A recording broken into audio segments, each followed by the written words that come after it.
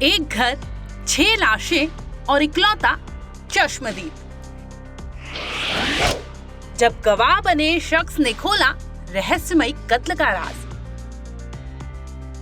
लाल साड़ी, माथे पर सिंदूर और बिंदी लगाए ये है प्रियंका।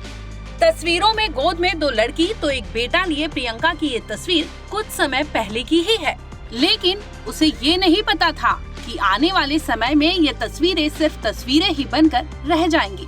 अगर कुछ बचेगा तो बस यादें। अब इस तस्वीर को देखिए। नीले शर्ट में अनुराग तो लाल सूट में उनकी बीवी प्रियंका नजर आ रही होंगी। दिखने में ये जोड़ा बिल्कुल नॉर्मल जोड़े जैसा ही था, लेकिन इस कपल के परिवार का खात्मा कुछ इस कदर होगा ये तो सपने में भी किसी ने नहीं सोचा होगा। दरअसल शनिवार यानी 11 मई को अनुराग ने अपनी माँ, बीवी समेत 3 बच्चों को मौत के घाट उतार खुद को गोली मार ली थी। पोस्टमार्टम रिपोर्ट के बाद अब इस केस ने नया मोड़ ले लिया है। शुरुआती जांच में सामने आया था कि अनुराग ने 5 लोगों का मर्डर करके खुद को गोली मार ली थी। यहाँ गौर करने वाली बात ये थी कि जिस वक्त उस घर में कत्ल हो रहा था, उस वक्त उस घर में इकलौता अनुराग का भाई अजीत ही जिंदा बचा था। पुलिस ने पूछताछ की तो बताया कि उसने खुद को बचाने के लिए घर में कैद कर लिया था। इसके साथ ही उसने अनुराग और प्रियंका के झगड़े की बात भी बताई थी। पहले तो पुलिस को ये केस ओपन एंड शट का लगा, लेकिन जैसे ही पोस्टमार्टम रिपोर्ट सामने आई, पूरी कहानी ही मानो पलट सी गई। बताते चले कि अनुराग सिंह की पोस्टमार्टम रिपोर्ट में उसके सिर पर कुल 4 चोटें पाए जाने से पुलिस का बयान खुद ब खुद सवालों के घेरे में आ गया है। ये चर्चा आम हो गई है कि आत्महत्या करने वाला व्यक्ति आखिर अपने सिर पर 2 फायर कैसे मार सकता है। वहीं बहुत से सवाल इस केस में लगातार घूम रहे थे। इसके बाद पुलिस ने रविवार यानी 12 मई शाम को अजीत, उसकी पत्नी और अनुराग के ताऊ और घर के 2 नौकर को पुलिस हिरासत में लेकर पूछताछ की, जिसके बाद तो मानो कहानी ही खुल गई। कुछ रिपोर्ट्स की माने तो अनुराग के पिता का निधन हो चुका था, लेकिन उनके ऊपर किसान क्रेडिट कार्ड के 35 लाख रुपए बकाया थे।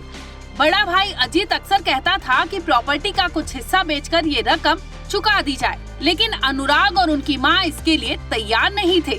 इस बात को लेकर परिवार के बीच कई बार विवाद हो चुका था।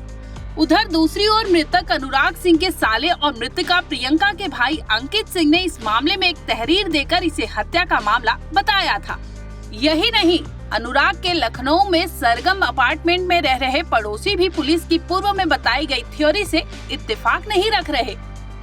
जो प्रियंका सिंह है वो हमारे सरगम की एक निवासी थी, बहुत रेपुटेटेड निवासी थी यहाँ की।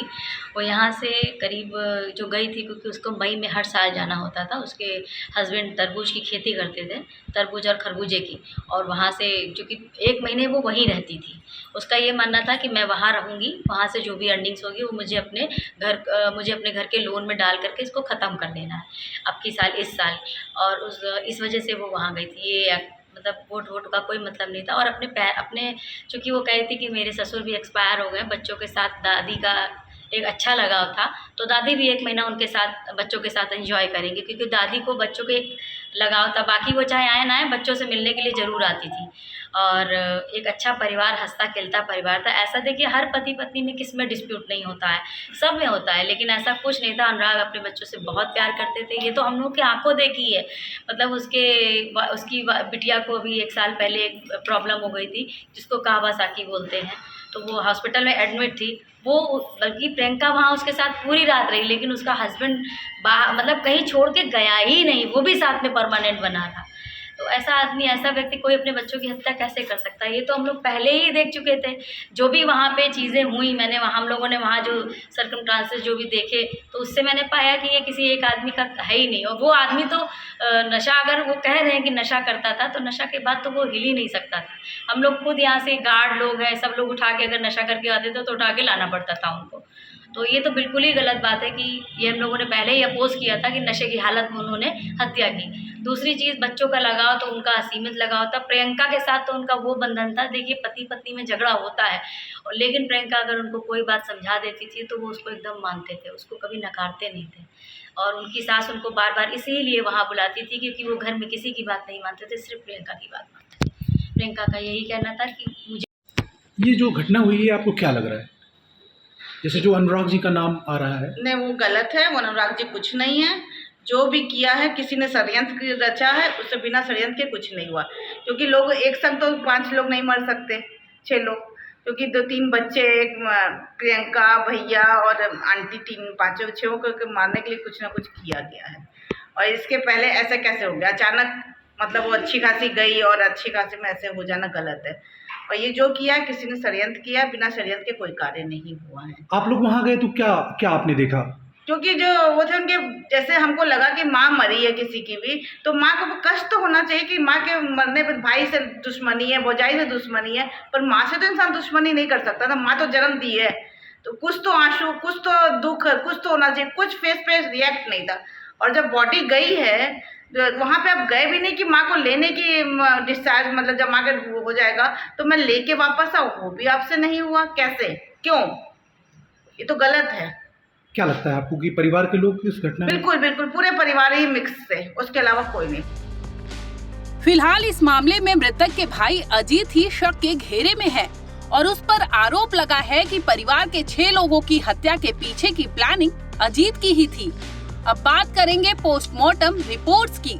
चोट नंबर 1 जो कालिमा युक्त एंट्री वुंड है, वो उसके दाहिने कान से 6.5 सेंटीमीटर ऊपर लगने के साथ चोट नंबर 2 के रूप में गाल के पास से निकल जाना अंकित किया गया है।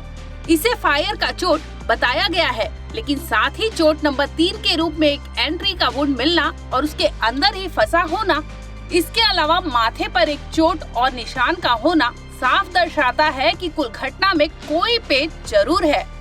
कुल मिलाकर अब अनुराग सिंह की पोस्टमार्टम रिपोर्ट सामने आ जाने के बाद पुलिस नए तरीके से इस पूरे मामले को इन्वेस्टिगेट कर रही है। खुद आईजी तरुण गाबा ने रविवार देर शाम मौके पर पहुंचकर मौकाए हालात का जायजा लिया था। पुलिस सूत्रों की माने तो मौके पर मिले असलहे, अन्य सामान और एफएसएल टीम की जांच रिपोर्ट और सर्विलांस टीम की रिपोर्ट आने के बाद ही आगे की कार्रवाई अमल की जाएगी। ब्यूरो रिपोर्ट, क्राइम तक।